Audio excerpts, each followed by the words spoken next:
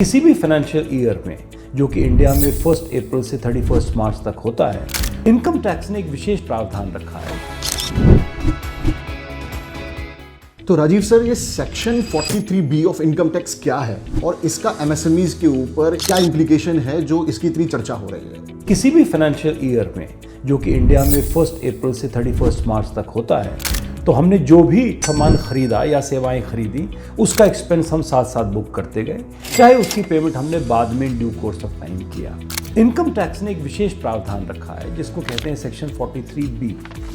इस सेक्शन के तहत इनकम टैक्स उन खर्चों को तभी अलाउ करेगा जब उसकी पेमेंट समय सीमा के दौरान हुई हो, यानी उन कुछ खर्चों के लिए एक्चुअल पेमेंट के बेसिस पर अकाउंटिंग होगी। उदाहरण के तौर पे ESI, प्रोविडेंट फंड या इस तरह के जो स्टैट्यूटरी ड्यूज हैं, यदि हम समय से इनकी पेमेंट ना करें तो ये खर्चे डिसअलाउ हो जाते हैं बैलेंस शीट में। तो इसी सेक्शन 43B में हाल ही में अमेंडमेंट करके सब सेक्शन H को जोड़ा गया है। सब सेक्शन H ये कहता है कि माइक्रो एंड स्मॉल एंटरप्राइजेस की पेमेंट भी यदि आप समय से करेंगे तभी आप वो खर्चा अपनी बुक में क्लेम कर सकते हैं, वरना आप उस वर्ष में क्लेम करेंगे जिस वर्ष में वो आपने पेमेंट की।